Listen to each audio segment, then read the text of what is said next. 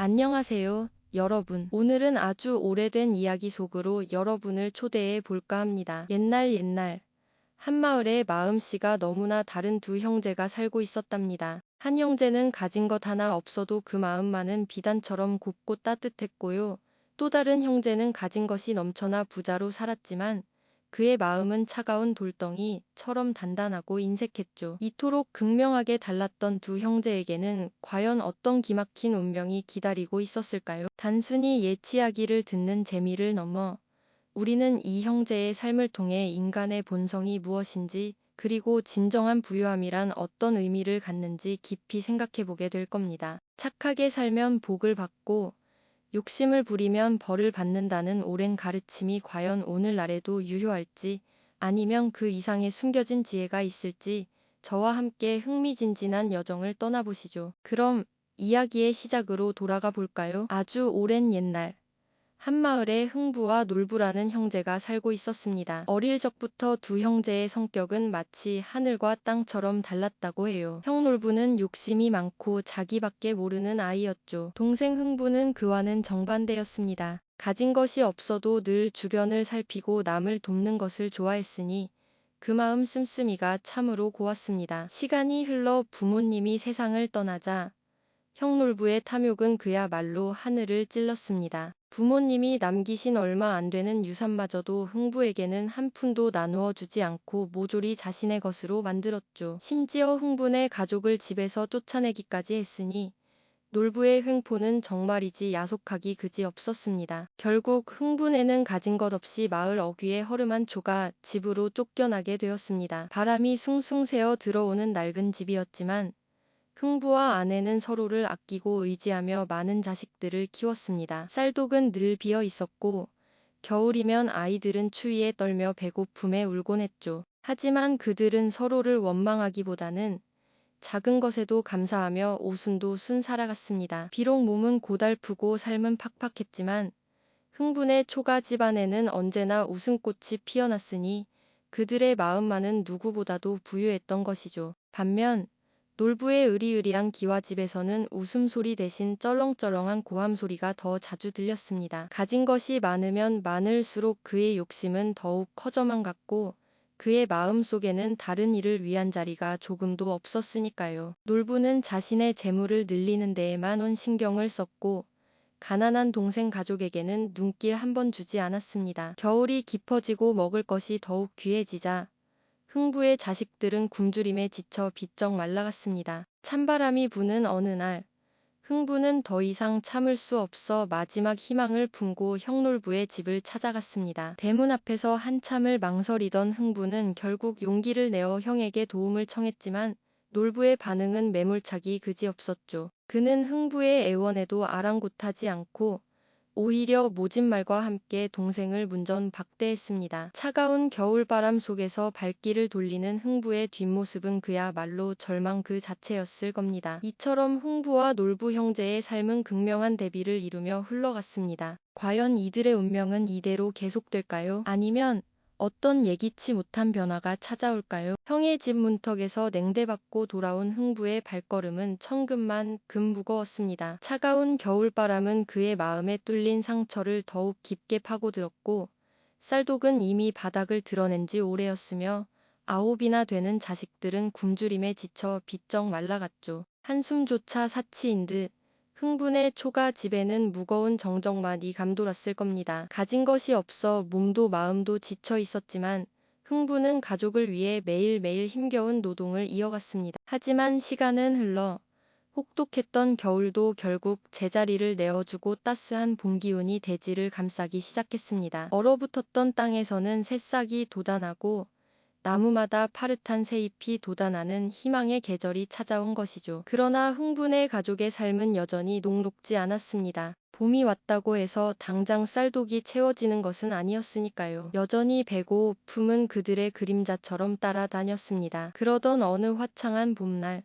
흥부가 집 앞마당에서 겨우내 쌓인 낙엽을 치우던 중이었습니다. 문득 처마 밑에서 무언가 작은 것이 툭 하고 떨어지는 소리가 들려왔죠. 가까이 다가가 보니 날개가 부러져 푸른 땅바닥에서 파닥이는 어린 제비 한 마리였습니다. 아직 채 날아보지도 못한 듯한 작은 생명은 피를 흘리며 고통스러워하고 있었죠. 마치 세상의 모든 고통을 혼자 짊어진 듯 가련한 모습이었습니다. 흥부는 자신의 처지도 잊은 채 그 작은 생명에게서 눈을 뗄 수 없었습니다. 자신도 굶주리고 지쳐 있었지만 이 어린 생명을 외면할 수는 없었으니까요. 그는 조심스럽게 부러진 다리를 감싸 안고 따뜻한 손길로 제비를 품에 안아 집으로 데려왔습니다. 9이나 되는 자식들과 아내 역시 처음에는 놀랐지만 이내 흥부의 착한 마음을 이해하고 함께 제비를 돌보기 시작했죠. 부러진 제비 다리를 가느다란 대나무 조각으로 정성껏 싸매주고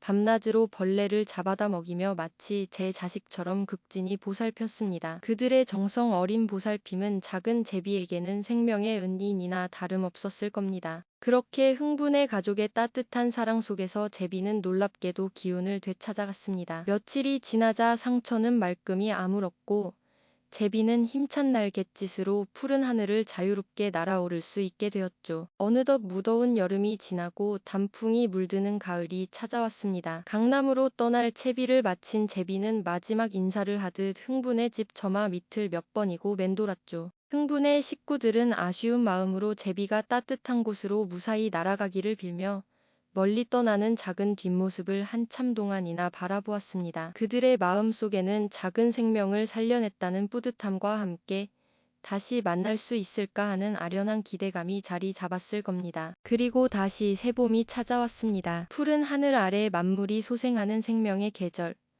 놀라운 일이 벌어졌습니다. 지난해 그 제비가 먼 강남에서 무사히 돌아와 흥분의 집 처마 밑으로 날아와 앉은 것이죠. 그런데 제비의 부리에는 초록빛이 감도는 반짝이는 씨앗 하나가 소중하게 물려 있었습니다. 흥부가 조심스레 다가가자 제비는 그 씨앗을 마당에 톡 하고 떨어뜨리고는 고맙다는 듯 한번 지저귀고 다시 하늘로 날아올라 사라졌습니다. 그것은 바로 박씨였습니다. 흥부와 가족들은 이 작은 씨앗에 어떤 신비로운 힘이 담겨 있을지 또 어떤 의미를 품고 있을지 알 수 없었지만 제비의 정성이 담긴 선물임을 직감했죠. 그들은 희망을 담아 마당 한편 양지 바른 곳에 박씨를 조심스럽게 심었습니다. 과연 이 작은 씨앗이 흥분의 가족의 고단한 삶에 새로운 빛을 가져다 줄 수 있을까요? 오랜 절망 속에서 피어난 이 작은 희망의 씨앗이 어떤 기적을 만들어낼지 우리의 마음은 한껏 기대로 부풀어 오릅니다. 마당 한편 양지 바른 곳에 희망을 담아 심겨진 작은 박씨는 마치 기적 같은 생명력을 품고 쑥쑥 자라났습니다. 따스한 봄볕과 촉촉한 여름 이슬을 머금고 푸른 잎사귀들을 풍성하게 펼쳐 보이더니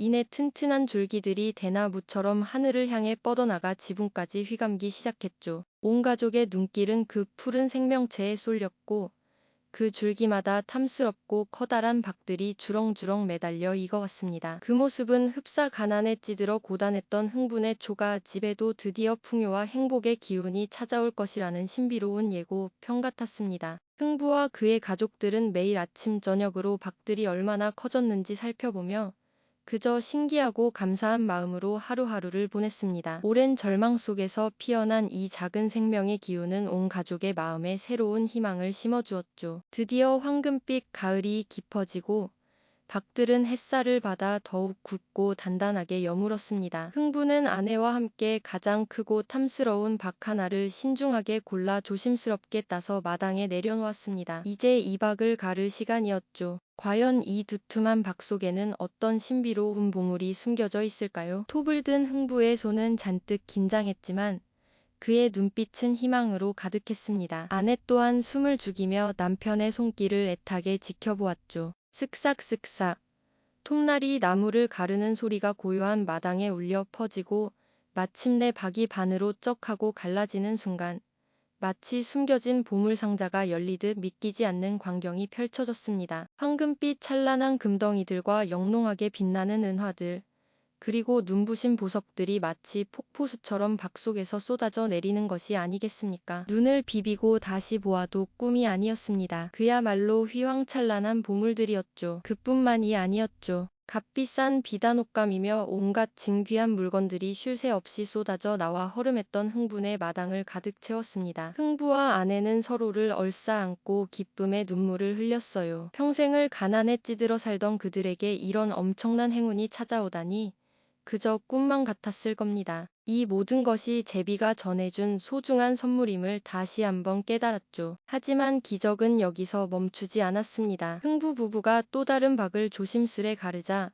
이번에는 정교한 연장을 든 솜씨 좋은 목수들과 흙을 나르는 억센 일꾼들이 박 속에서 우르르 튀어나오는 것이 아니겠어요? 그들은 흥부 부부에게 꾸벅 인사를 하더니 마치 마법처럼 아무 말 없이 척척 일을 시작했습니다. 낮고 비좁았던 초가집은 순식간에 으리으리한 기와집으로 변해갔고 마당에는 곡식 창고와 마구간이 우뚝 솟아올랐습니다. 순식간에 흥분에는 마을에서 가장 부유한 집이 되었죠. 그들의 눈앞에서 펼쳐진 마법 같은 변화였습니다. 흥부는 이 모든 부가 제비가 가져 다중 귀한 선물임을 단 한순간도 잊지 않았습니다. 그는 자신에게 찾아온 행운을 오직 자신만을 위해 쌓아두지 않았어요. 늘 가난하고 어려운 이웃들을 먼저 생각했죠. 흥부는 매일같이 마당에서 잔치를 벌여 마을 사람들에게 맛있는 음식을 아낌없이 대접했습니다. 오랜만에 배불리 먹고 웃음꽃을 피우는 이웃들의 모습에서 흥부는 진정한 행복을 느꼈습니다. 낡은 옷을 입고 추위에 떨던 이웃들에게 따뜻한 비단옷을 선물하고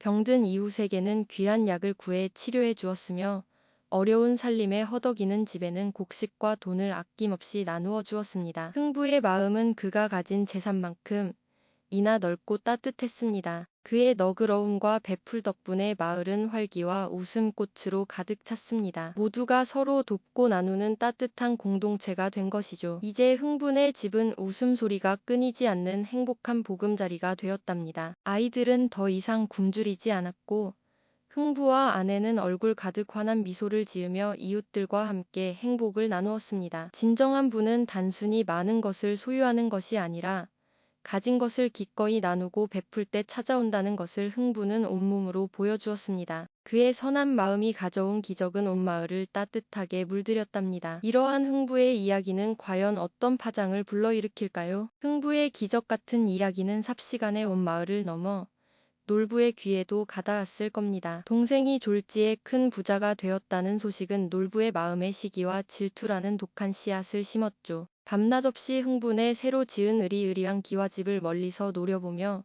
놀부는 도대체 무슨 수로 저런 부를 일구었을까 골똘히 생각했을 겁니다. 그러다 흥부에게서 제비 다리를 고쳐주고 박씨를 얻었다는 이야기를 듣게 되었을 때 놀부의 눈은 탐욕스러운 빛으로 번뜩였을 거예요. 놀부는 망설이지 않았습니다. 흥부처럼 착한 마음으로 제비를 도운 것이 아니었습니다. 오직 자신도 흥부처럼 벼락부자가 되겠다는 어리석은 욕심에 사로잡혀 그는 멀쩡한 제비의 다리를 억지로 부러뜨리는 잔인한 행동을 서슴지 않았죠. 고통스러워하는 제비를 보며 일말의 양심의 가책도 느끼지 못했을 겁니다. 형식적으로 제비의 다리를 고쳐준 후 놀부는 마치 복권 당첨을 기다리는 사람처럼 애타게 박씨를 기다렸습니다. 마침내 제비가 물어다 준 박씨를 마당 한가운데에 심고 놀부 부부는 초조하게 박이 열리기를 학수고 대했죠. 그들의 눈에는 오직 황금과 보화가 가득한 상상 속의 박만이 보였을 겁니다. 드디어 박이 주렁주렁 열리자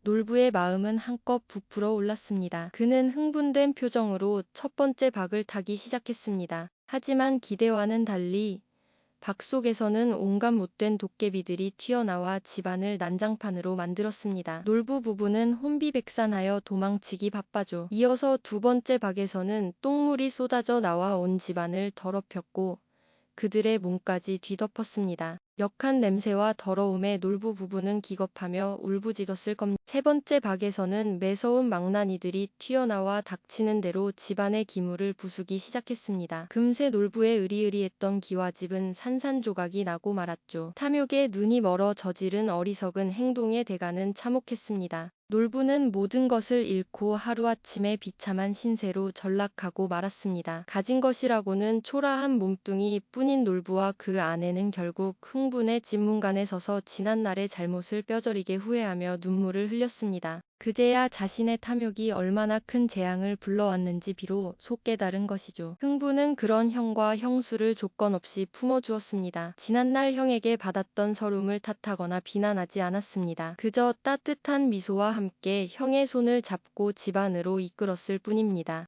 흥부의 너그러운 마음에 놀부는 진심으로 회개하고 형제는 다시금 뜨거운 정을 나누며 화해할 수 있었죠. 물질적인 풍요를 넘어선 형제애와 인간적인 도리가 결국은 더 큰 행복을 가져다 준다는 것을 이 이야기는 우리에게 분명히 흥부와 놀부 이야기는 단순히 옛날 이야기로 치부하기에는 너무나 깊은 교훈을 담고 있습니다. 오늘날 물질만 능주의와 개인주의가 팽배한 우리 사회의 진정한 부와 행복의 의미는 무엇인지, 그리고 우리가 이웃과 어떻게 관계 맺어야 하는지에 대한 시대를 초월한 지혜를 던져주죠. 가진 것이 많아도 마음이 가난하면 결국 불행할 수 있고, 가진 것이 적어도 베풀 줄 아는 마음이 있다면 얼마든지 풍요로울 수 있다는 것을 말입니다. 결국 마음의 부자가 되는 것이 가장 중요하다는 따뜻한 메시지를 남기며 우리 스스로 삶의 가치를 되돌아보게 합니다. 이 영상이 도움이 되셨다면 좋아요와 구독 부탁드립니다. 여러분의 응원이 제게 큰 힘이 됩니다. 다음 영상에서도 더 유용한 정보를 공유하겠습니다. 감사합니다.